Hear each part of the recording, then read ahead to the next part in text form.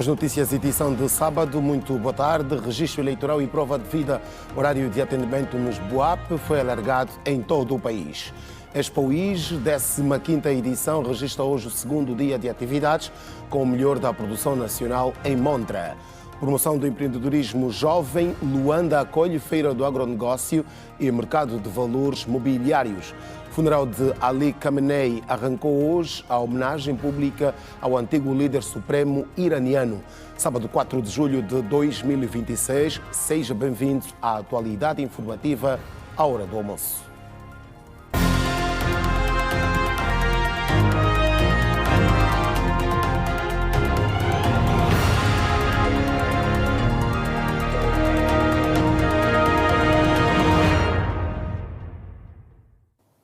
Agora o desenvolvimento das notícias. O horário de atendimento para a atualização do registro eleitoral foi alargado em todo o território nacional. A partir de agora, os postos funcionam de segunda a sexta-feira, no horário das 8 às 17 horas e 30 minutos e também aos sábados, das 8 às 12 e 30 minutos.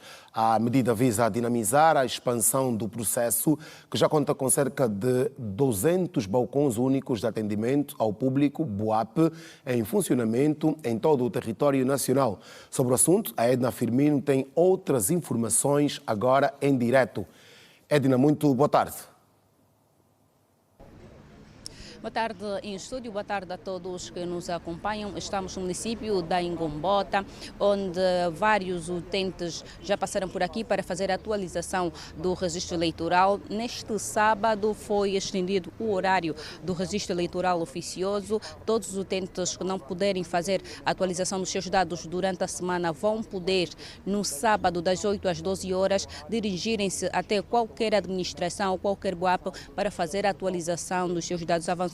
Essa matéria, o Ministério da Administração do Território, e nós vamos em conversa com o diretor nacional dos registros registro eleitoral oficioso, Paulo Pascoal. Vamos acompanhar. Novo horário, houve a extensão para os sábados, o que é que está previsto?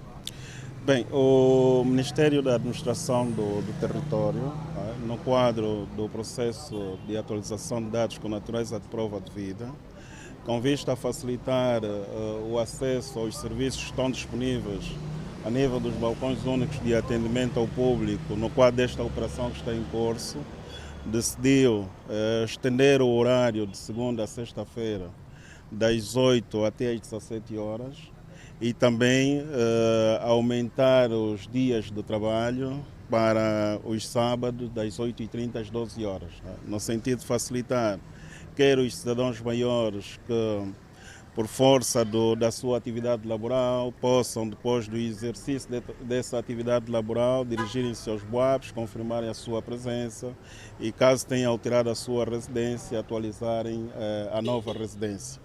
E para aqueles cidadãos que não puderem dirigir-se aos BUAPs de segunda a sexta-feira, poderão então fazê-lo aos sábados.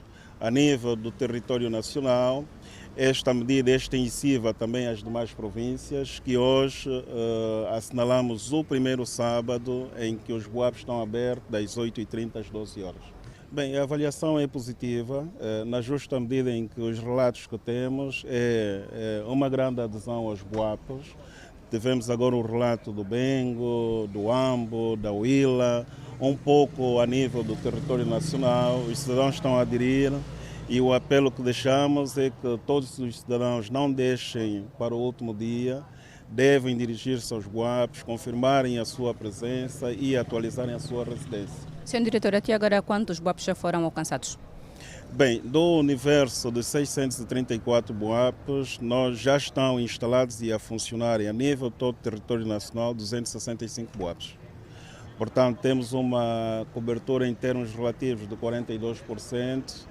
Estamos em crer que agora, no decurso do mês de julho, atingirmos 100% da capacidade que está projetada.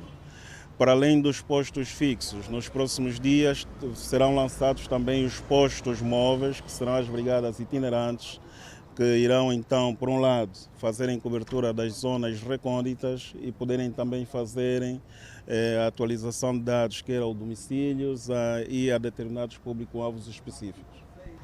Muito bem, ouvíamos Pascoal Santana, diretor nacional dos registros eleitoral oficioso. Hoje é o primeiro sábado de que foi estendido o horário de atendimento. Todos aqueles utentes que não puderam fazer a atualização dos seus dados durante a semana vão ter o sábado das 8 às 12 horas para poder fazer a atualização dos seus dados em qualquer balcão único de atendimento. Este é um dado da matéria que lhe damos a ver a esta hora. Nos próximos serviços de informação da Rede Girassol, nós completaremos esta informação a partir da administração da Ngombota. Despedem-se Miguel Lopes, Bruno Costa e Edna Firmino. Boa tarde. Muito boa tarde, Edna Firmino. E os dados sobre o registro eleitoral oficioso. Um lote de 10 viaturas foi entregue pelo Ministro da Administração do Território ao Governo da província do Cubango. Os meios de transporte estão destinados às administrações municipais e aos BUAP, com o objetivo de facilitar as operações naquela região. O governo do Cubango recebeu nesta quinta-feira um lote de meios técnicos e logísticos, entre os quais viaturas automóveis para as administrações municipais da província, com vista a colmatar as dificuldades logísticas da região. Nós fizemos 2 lotes de viaturas para aqui a nossa província do Cubango. O primeiro lote tem a ver com o apoio ao funcionamento dos BUAPs, que é o lote que nós entregamos lá nos BUAPs, que são viaturas que estarão destinadas ao serviço dos BUAPs. O segundo lote tem a ver com a administração local do Estado. Sabemos as dificuldades que os nossos administradores têm estado a passar, não é, no que diz respeito à sua locomoção, para sair dos municípios onde eles exercem suas atividades para os grandes centros ou para outras localidades, até mesmo para trabalhar no sentido de visitar as aldeias, as regedorias e as comunas. Então houve a necessidade de nós reforçarmos com os meios que aqui estão presentes, que aqui foram alocados, para facilitar estas dificuldades que eles têm estado a passar. O Cubango é uma das províncias mais extensas de Angola, tem 11 municípios e grandes distâncias entre as sedes e as comunidades. Até aqui, muitos administradores trabalhavam dependentes de apoio pontual. Sem meios, a gestão ficava só no papel. Uma realidade que pode ser alterada com esta iniciativa. É um meio que vai facilitar a nossa mobilidade a nível das localidades dentro da nossa circunscrição territorial e também facilitar aquilo que é a nossa governação de proximidade a nível do município do Xinguães. É difícil ir daqui para lá, tendo em conta que é um troço com montanhas íngremes, com muitas dificuldades, porque tem pedregulhos na estrada, mas pronto, com esse meio acreditamos que vai minimizar a nossa deslocação daqui para lá. É mais um reforço no quadro daquilo que é a capacidade institucional da administração local de Estado. A 764 quilómetros do município sede provincial do Cubango, Menongue, o município do Mavengue recebeu pela primeira vez uma viatura para os trabalhos administrativos. Sendo um município novo, vai ser uma das primeiras viaturas que nós vamos receber ao nível da administração.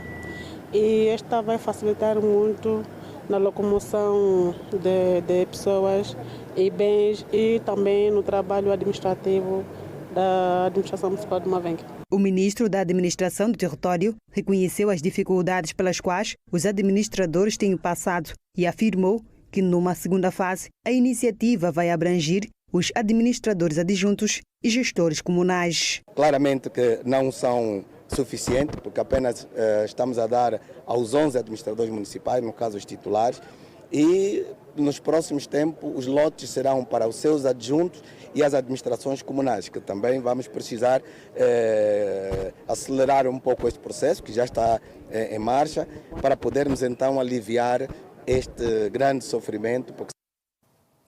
Olhamos para outras de atualidade. A gestão de resíduos continua a ser um dos maiores desafios ambientais que Angola enfrenta. Diariamente são produzidas no país 19 mil toneladas, das quais 24% são de resíduos plásticos. Segundo dados apresentados nesta sexta-feira, durante a campanha de limpeza realizada na Ilha do Mossulo, a iniciativa do Ministério do Ambiente, em parceria com o projeto Ecoar.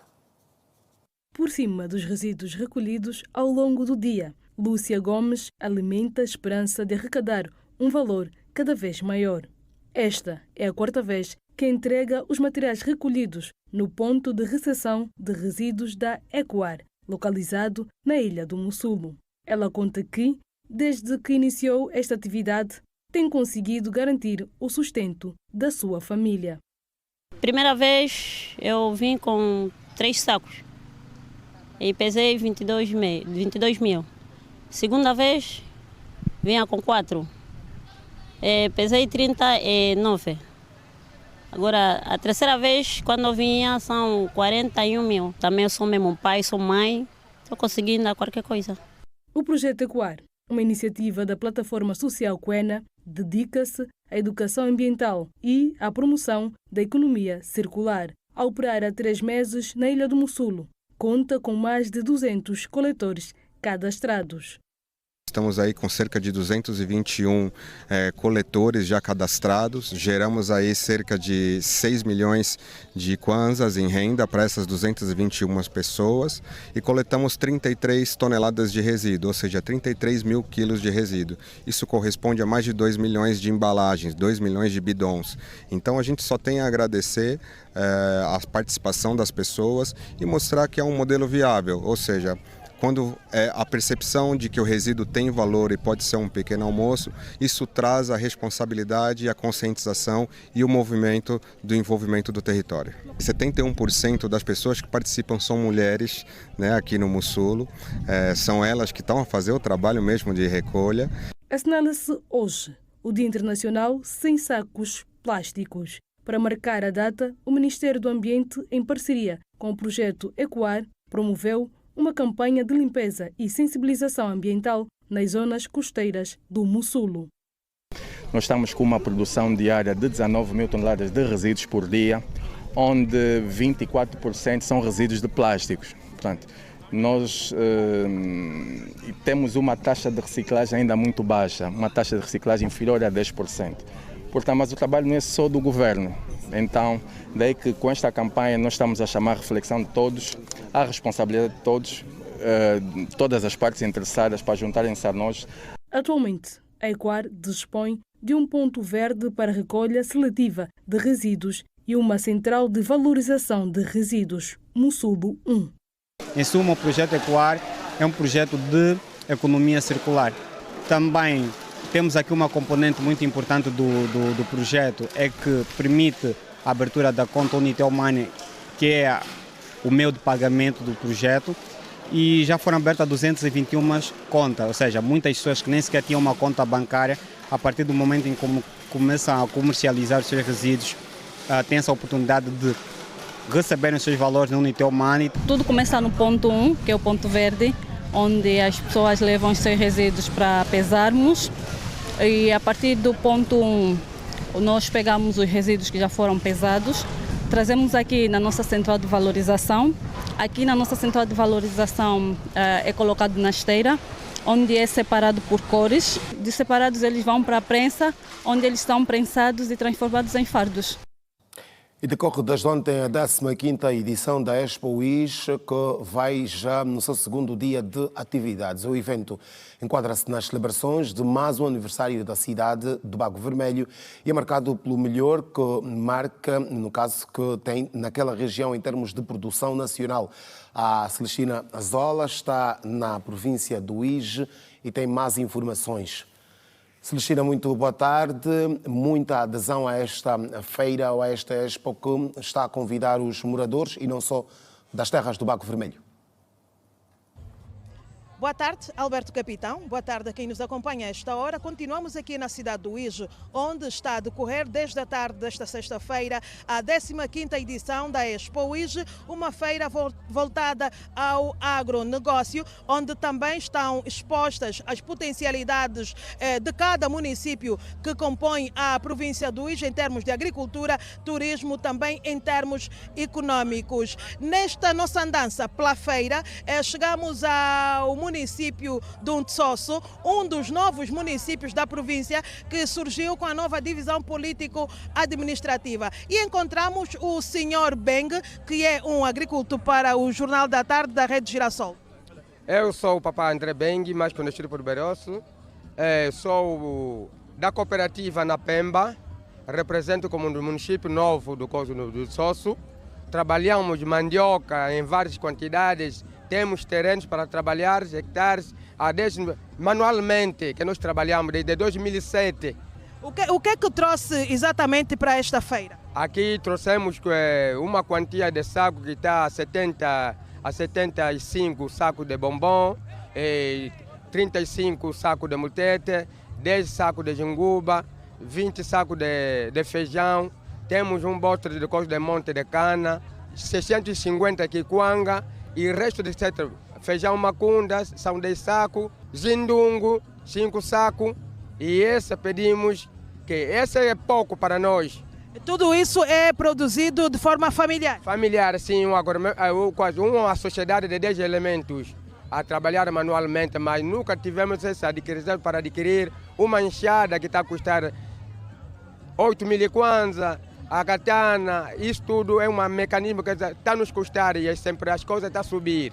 E a produção está a tentar arrear, porque não temos transporte.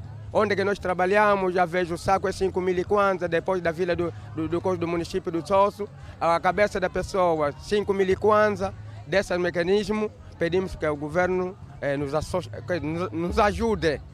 Por exemplo, por ano, quantos hectares de terra cultiva? 5 ou 6. Normalmente, se tem aquele momento tem um bocado de dinheiro, pode atingir por 15.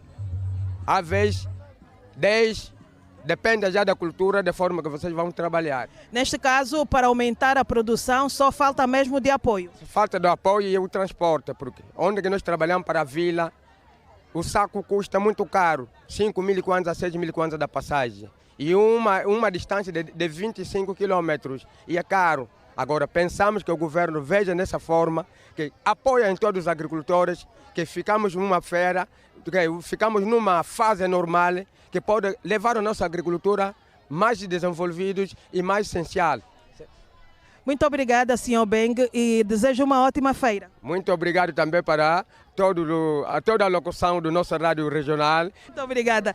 Alberto Capitão, é assim como encontramos o Sr. Beng, vários são os agricultores que estão aqui a mostrar os seus produtos e também à espera de uma oportunidade para que possam vender tudo aquilo que produzem. De acordo com informações que nós tivemos com os expositores, força há para trabalhar, mas ainda assim enfrentam algumas dificuldades para poder levar até o consumidor final tudo aquilo que produzem. Nós vamos continuar aqui na Feira Agropecuária do IJE a captar todas as incidências sobre este momento em que está em evidência a produção nacional. Tudo que a província do IJE produz está aqui em exposição. Prometemos trazer nossos espaços informativos outras incidências, outros produtos, curiosidades sobre aquilo que a província do IJE produz. Alberto Capitão, por hora é o essencial que podemos avançar. Os cumprimentos são de Armando Samuel, Celestina Zola, a partir da Expo IJE. Boa tarde. Muito boa tarde, Celestina Zola, nas terras do Bago Vermelho. E é por lá onde continuamos, onde também já são visíveis os resultados do trabalho que visa destacar a província entre os grandes produtores de arroz a nível do país. No município de Sanza Pombo, por exemplo, o arroz já é produzido e ensacado em grande escala.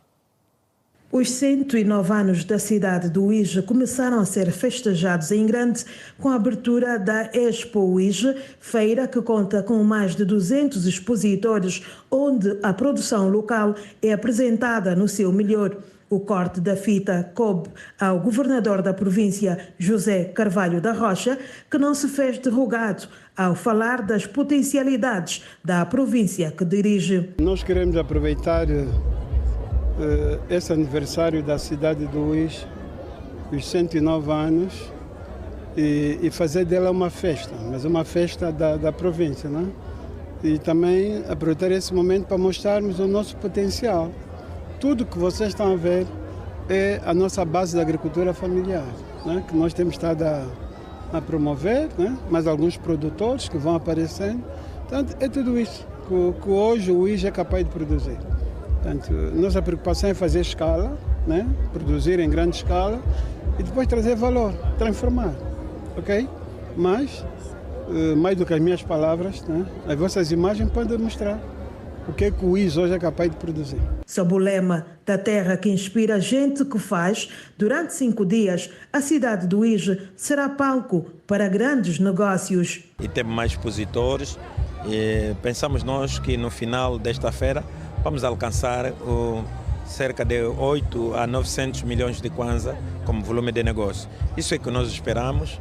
Esperamos também que a própria população colabore em visitar esta feira, porque a feira ali provavelmente 180, 150, mas nós alcançamos uma meta de 220 expositores. Então é esperado e nós vamos continuar a trabalhar para esta Angola que nós amamos muito. José Carvalho da Rocha espera que esta seja uma oportunidade para que os produtores locais possam fazer movimentar os seus produtos. E seguimos para a província da Huila para dar-lhe conta da Expo Quilengues, que também decorre em apenas 2 dias. Mais de 5.000 pessoas já visitaram a exposição e desta forma elogiam o nível de organização do evento e a qualidade dos produtos expostos. A Expo assinala os 156 anos da ascensão da localidade à categoria de vila. A terceira edição da Expo Quilengues já soma mais de 5.000 visitantes apenas no segundo dia de evento.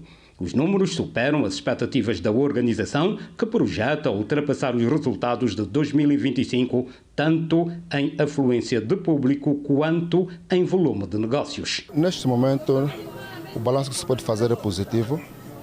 Aquilo que foram nossas expectativas quanto a esta terceira edição estão a ser alcançadas.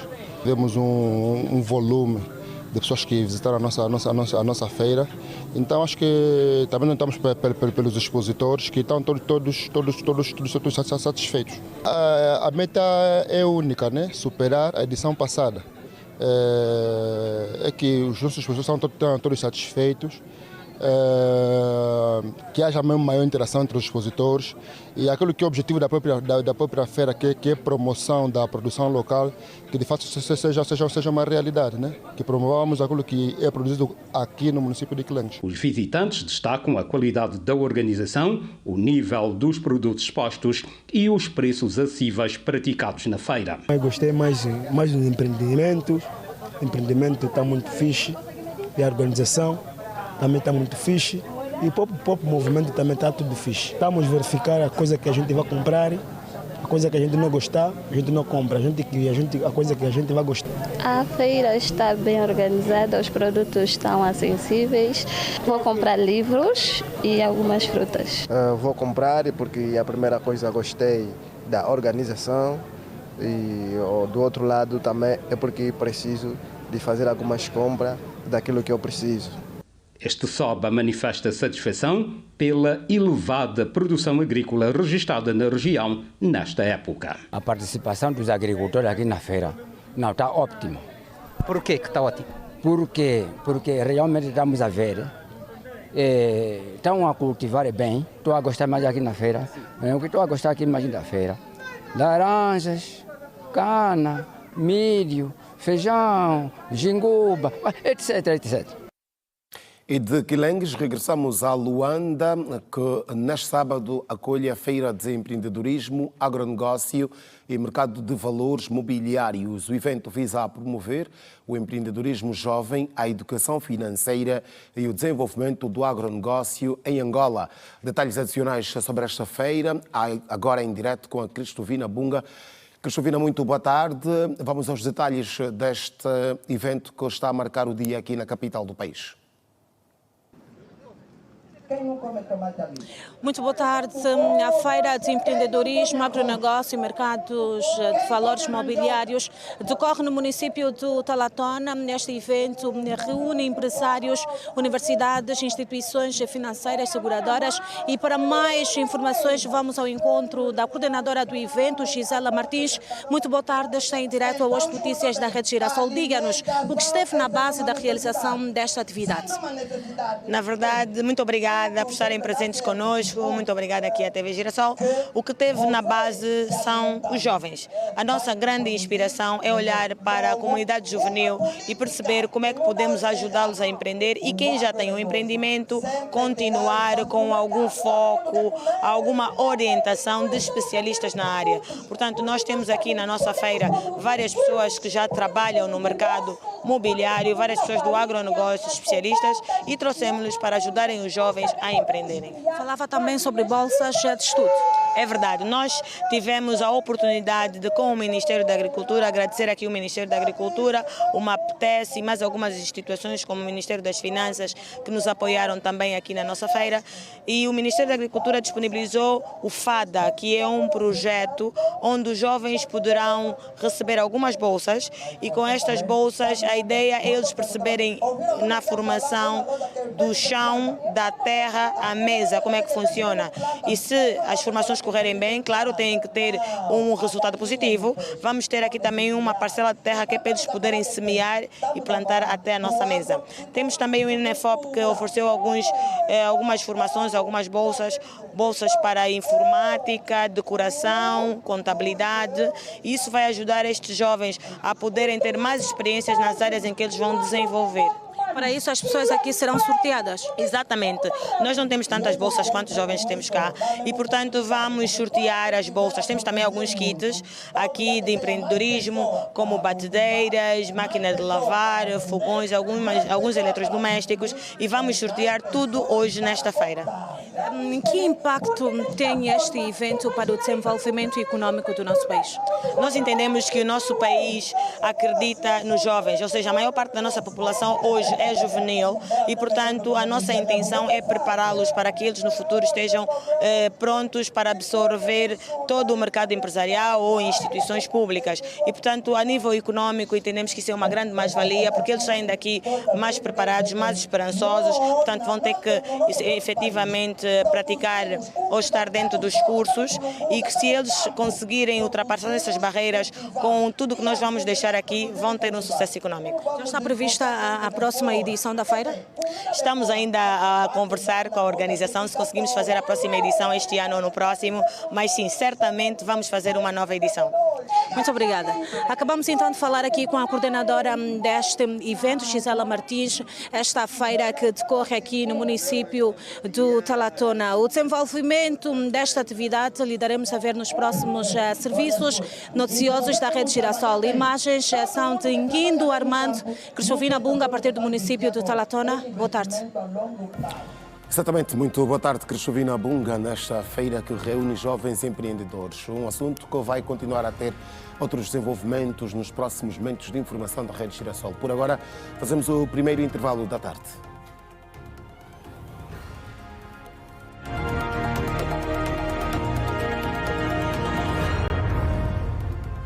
De volta para a segunda parte das notícias, à hora do almoço. A inflação homóloga está a cair há 22 meses de forma consecutiva, tendo encerrado o primeiro semestre deste ano em 10,88%, o que representa uma redução de 9,9 pontos percentuais face ao mesmo período do ano passado. Especialistas ouvidos pela Rede Girassol apontam que, apesar da desaceleração, o primeiro semestre de 2026 encerrou com a taxa da inflação homóloga a fixar-se em 10,88% em maio, confirmando uma tendência de 22 meses consecutivos de desaceleração, segundo os dados divulgados pelo Instituto Nacional de Estatística. O economista Agnaldo Gando fala em resultados animadores, mas refere que este cenário não se reflete na redução dos preços dos produtos e serviços.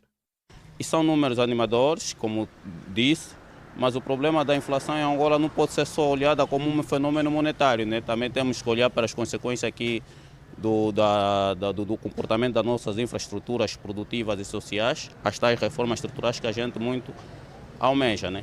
Agora, outro sinal aqui é olharmos, pese embora temos aqui a dizer que houve uma redução da taxa da inflação, não significa necessariamente que o preço reduziu, né? Aqui há dois fenômenos que muito acalenta debate naquilo que é a mídia econômica. Uma coisa é a redução da taxa da inflação e uma coisa é a redução da inflação como tal. O que nós vemos verificando é a redução da taxa de inflação. Isso significa que os preços não aumentaram, ou seja, vão aumentando de forma mais lenta possível.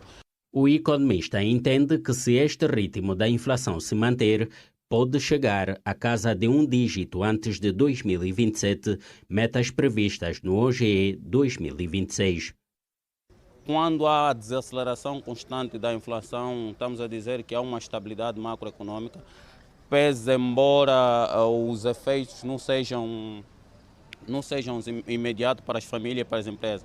Repara que apesar de existir uma desaceleração da inflação, nós ainda continuamos a ter do lado da família custos operacionais muito elevados, do lado das empresas custos operacionais muito elevados e do lado das famílias ainda continuamos a ter um poder de compra muito reduzido, fruto do aumento do produto da cesta básica, né, que são os bens essenciais. Os níveis atuais da inflação refletem uma redução de 9,9 pontos percentuais face ao mesmo período do ano passado. O investigador econômico Agostinho Mateus entende ser uma redução considerável, tendo em conta a lenta redução do poder de compra das famílias. Na prática, isso significa que a perda do poder de compra das famílias está a reduzir a passos mais lentos, porque, como dizia, portanto, a inflação continua. O que vai acontecendo é que se estava-se a perder 20% ao ano, agora está-se a perder 10% ao ano. Portanto, há uma redução gradual da aceleração da inflação. São muitas as famílias que questionam como esta desaceleração não se reflete no bolso dos cidadãos. Agostinho Mateus explica ao detalhe. A inflação está a reduzir, mas não desaparece, não é?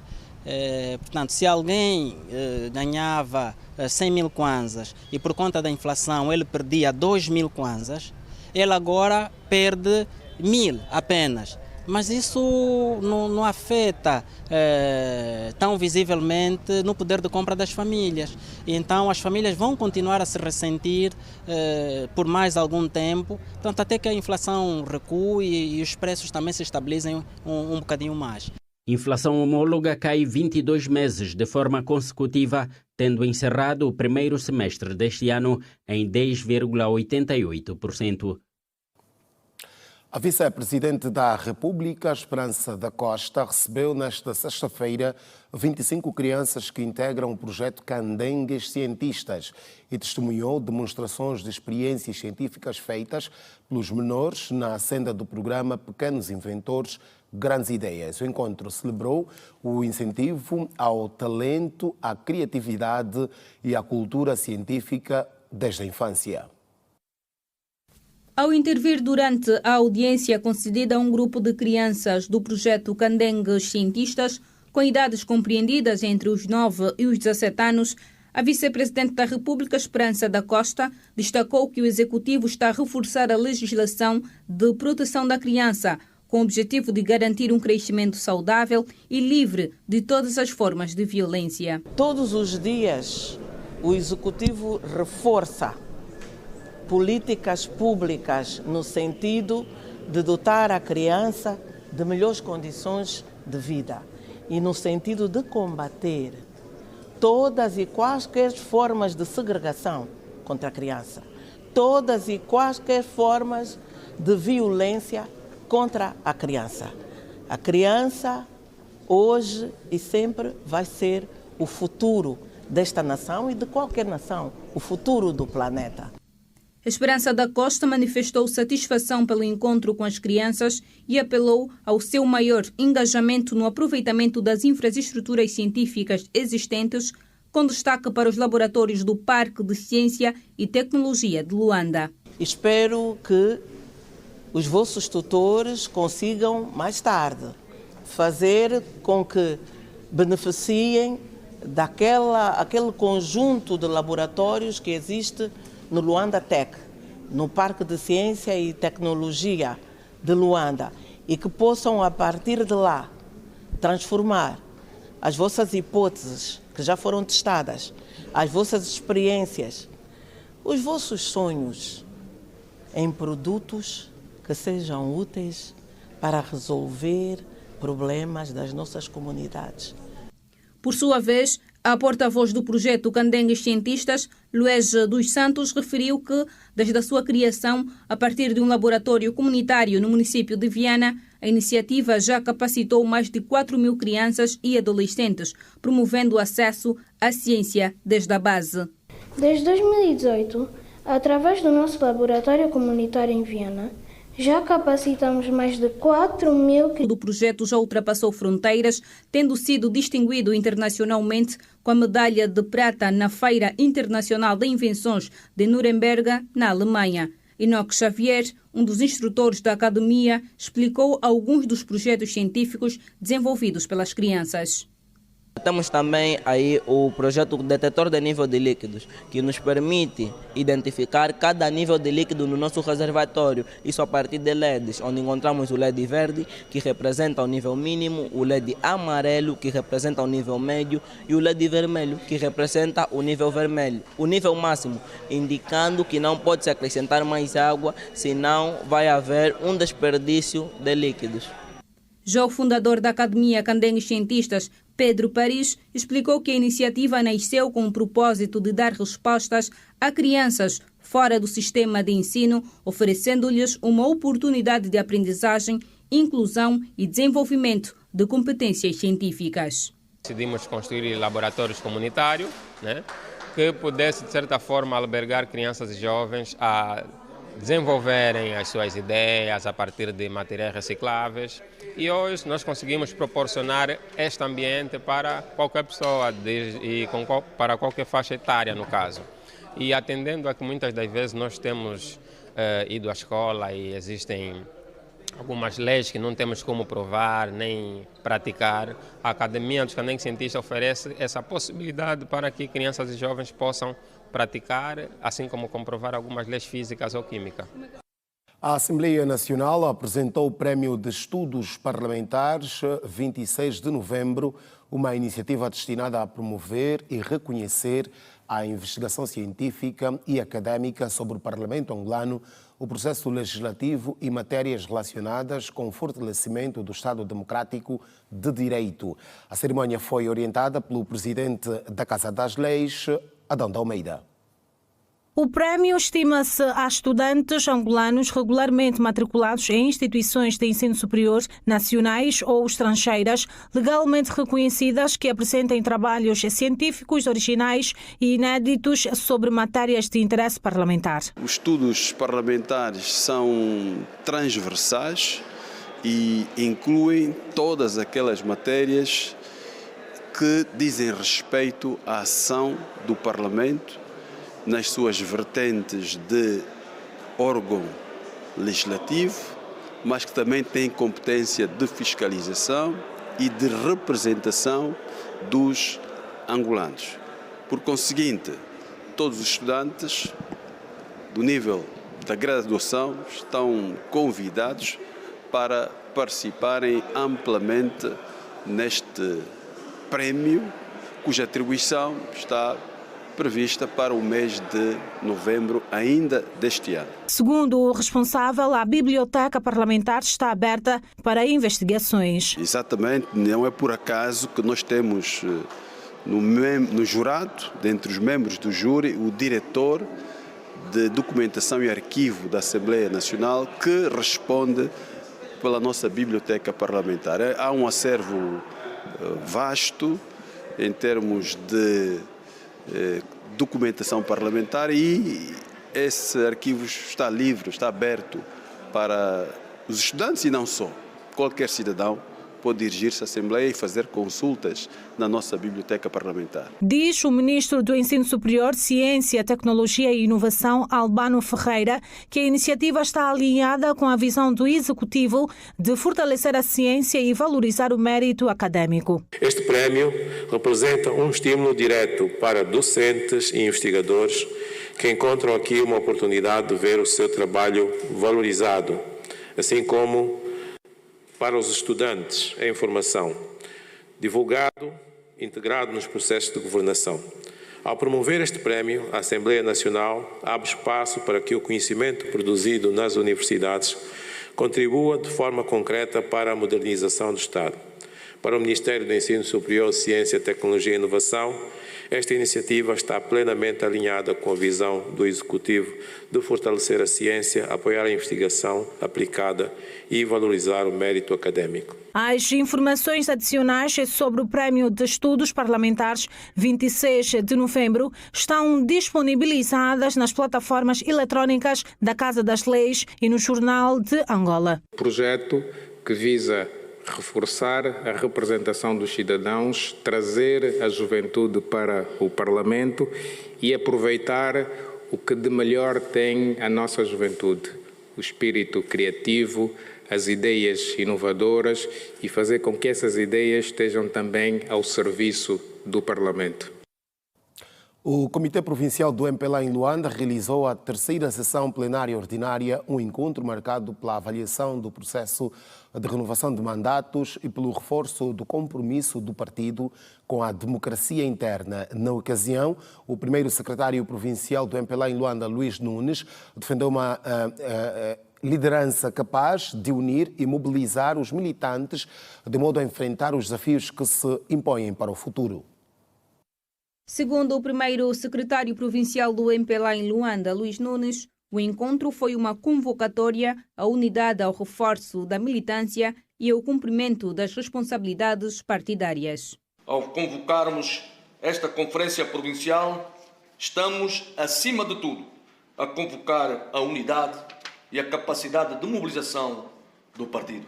Estamos a convocar todos os militantes para um novo ciclo de compromisso, disciplina e responsabilidade política, conscientes de que o maior património do MPLA sempre foi a sua capacidade de permanecer unido em torno dos seus princípios, dos seus ideais, defendendo a bandeira e o líder no cumprimento da nossa missão. A reunião saudou ainda o trabalho desenvolvido durante a realização da primeira Conferência Provincial de Balanço e Renovação de Mandatos, no âmbito do processo orgânico preparatório do 9º Congresso Ordinário do MPLA. Luís Nunes afirmou que o processo traduz o respeito pelos estatutos do partido e reafirma o compromisso do MPLA com a democracia interna. A renovação de mandatos não pressupõe um julgamento sobre o trabalho realizado. Representa antes uma oportunidade para reforçar a nossa capacidade de intervenção, valorizar a experiência acumulada, integrar novos quadros e fortalecer a dinâmica da nossa organização, balanceando entre os pontos fortes e fracos que foram vivenciados ao longo do mandato. Um partido forte é aquele que sabe renovar-se sem perder a sua identidade, conciliando a experiência com a renovação e preservando sempre os valores que o distinguem. Por isso, este processo deve decorrer com transparência, respeito pelos estatutos, espírito de unidade, assegurando a participação democrática dos militantes e reforçando a credibilidade das decisões que vierem a ser tomadas. O dirigente defendeu a necessidade de líderes capazes de unir, mobilizar e colocar o interesse coletivo acima dos interesses individuais, como forma de responder aos desafios que o partido enfrenta. Os desafios que o MPLA enfrenta exigem dirigentes preparados, competentes e profundamente comprometidos com os valores do nosso partido. Precisamos de quadros capazes de unir, mobilizar e liderar, colocando sempre o interesse coletivo acima de qualquer interesse individual. É com um MPLA unido, organizado e mobilizado, da base ao topo, que continuaremos a responder aos desafios do presente e a construir com confiança o futuro de Angola. A terceira sessão plenária ordinária do Comitê Provincial do MPLA foi dirigida pelo primeiro secretário provincial do partido em Luanda, Luís Nunes. Intervalo a seguir, voltamos daqui a pouco.